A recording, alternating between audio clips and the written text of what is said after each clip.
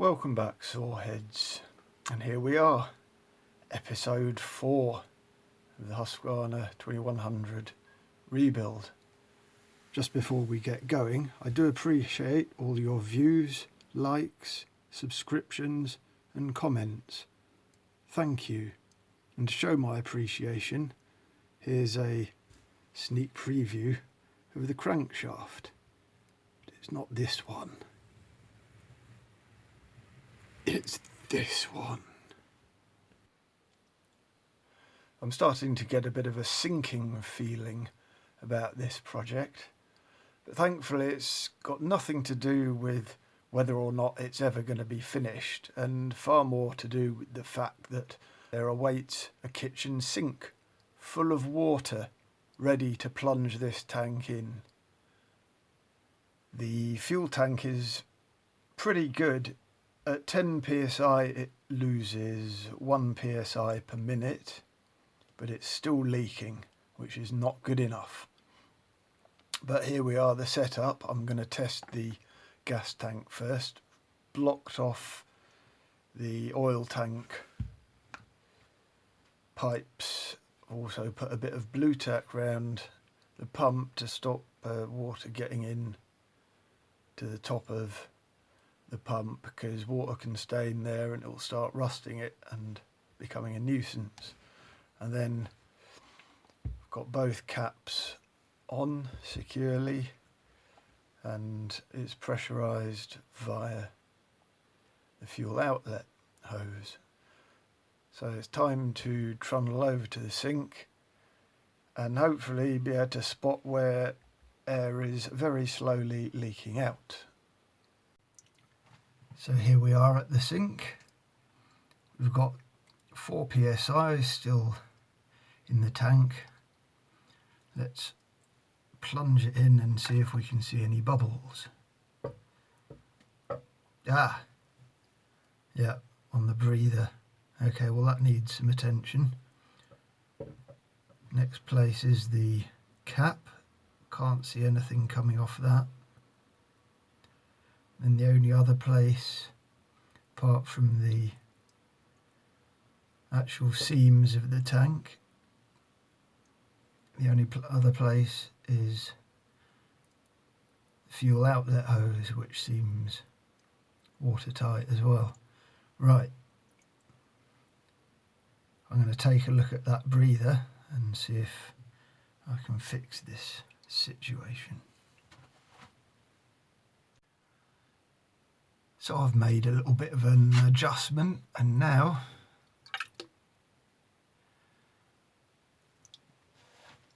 happy days.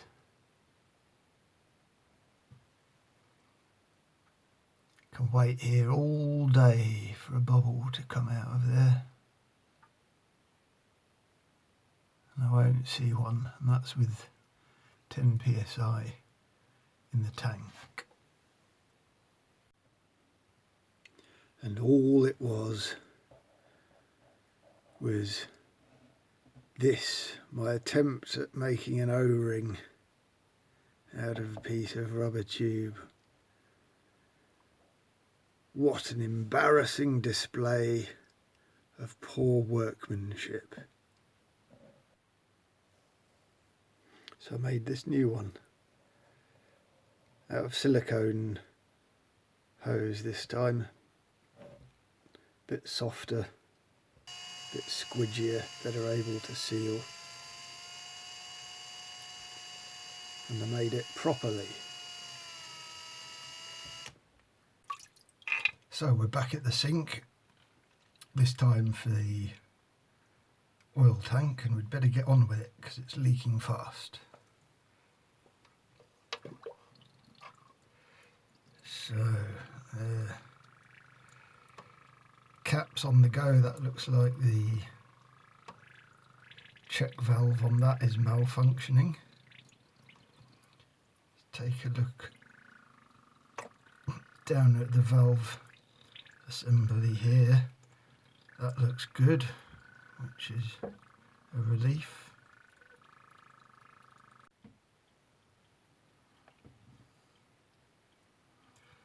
Yeah, I've got bubbles coming out of the automatic oil pump outlet as well, which is unfortunate. So we'll take a look at the cap breather check valve first. And these caps are actually modular, so it might not be the valve itself, this silicone button. But as you can see, it's actually a sort of module thing, which is just a push fit in the cap. And what I'm hoping is it's just that air's getting round the side. So I think what I'll do is I'll pull this out. It's just a press fit.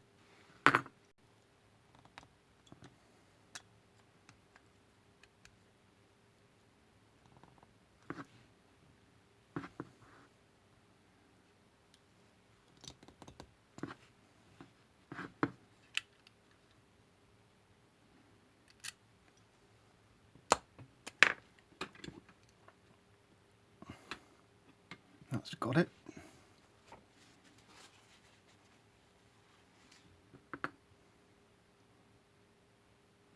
And I think I'll shove it back in, but with a bit of silicone sealant.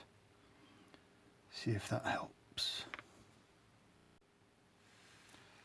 Okay, I've just smeared this with black silicone, and then let's stuff it back where it belongs.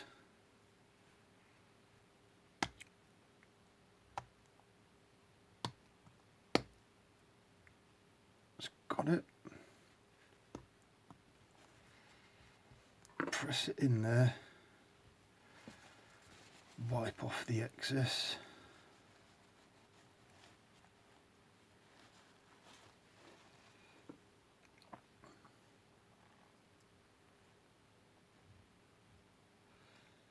Yeah, then we can test this pretty much immediately.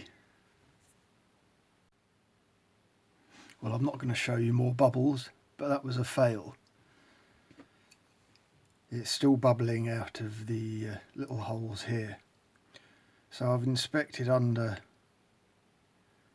the valve button thing. It's hard to see, but there is some particulate matter, probably sawdust under there. And in my experience, these silicone buttons are very fragile, and I'm not going to attempt to remove it. You tend to end up with this end snapping off, which is not what we want. So instead I'm just going to try and spray it out with a bit of brake cleaner to drive out whatever detritus is stuck underneath this thing. So yeah, it definitely looks a lot cleaner under there now, so I'll give it another go. So with 5 psi in the tank, no more bubbles. So it was just a bit of sawdust under that button. How on earth does sawdust get there? Let's look next at the manual oil pump, see if anything is coming out of there.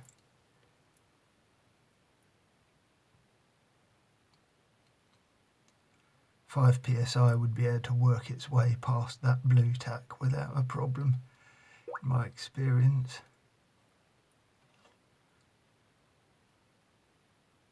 But I can't see anything going on there. So that just leaves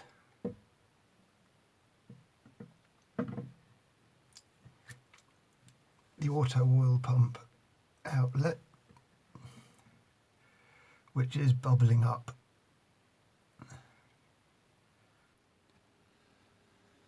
So you can see this thing bubbling and leaking.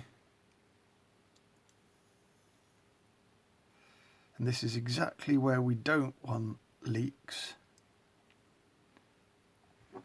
Because once the saw's assembled, it's all hidden, this pipe's hidden behind the exhaust muffler, and it's quite difficult to get to, so I want to be sorting this out right now. So let's get this off with a 15mm deep socket.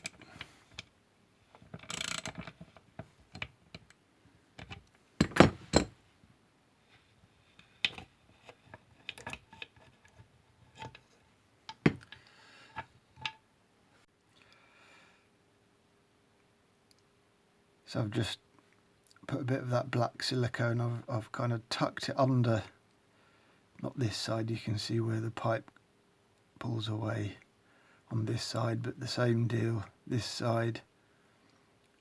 Put silicone under there and a bit more around the threads for good measure. So I'll screw this back in and see if that's done the job. Well, you're probably kind of getting the point by now, so fast forward to now, and this silicone business here was a success. I've just put this properly sized copper pipe here, so we've got no leaks here, and now the oil tank will hold 5 psi all day long, so that's good. But over here the blue tack did not stop water getting in here, predictably, so I've had to take that apart and dry it out.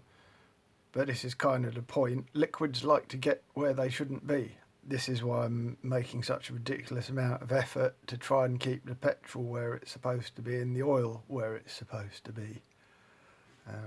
Because most things that go wrong with a chainsaw is because something got where it shouldn't be, or it leaked out of where it should be. Anyway, we're getting there. There are just a couple more tests that we can do. One is to check that the breathers on the fuel tank and the oil tank actually let air in. Start with the oil tank. It's got a vacuum pump and gauge hooked up, and we shouldn't be able to draw any sort of a vacuum here. Not surprisingly, that's working fine. So now we can apply a vacuum to the fuel tank just to check that the breather is going to allow air in.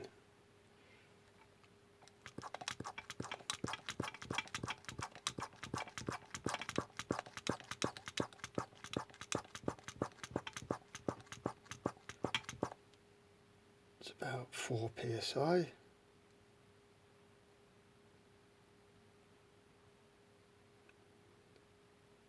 And yes, that's clearly dropping. It's dropping slowly. This tiny duckbill valve from Homelight that I've used in the breather here, it was used on the larger Homelights, so in theory it should be able to flow enough air into the tank, but if it doesn't, the saw may run lean. So we'll have to keep an eye on that when the time comes. Next thing we can test is the manual oil pump and the valve assembly down here, and that's simply done by connecting the pressure gauge to the manual oil pump outlet, and let's see if we can build up a bit of pressure. Yeah, very nice, and it holds as well, so that's all good. That indicates that these valves are working as intended as well.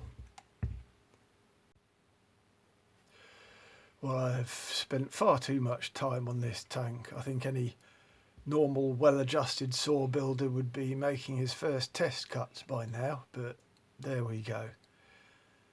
So I think I'll leave this video at this point. Next video can get on with finishing off dressing the tank with the levers and the AV mounts.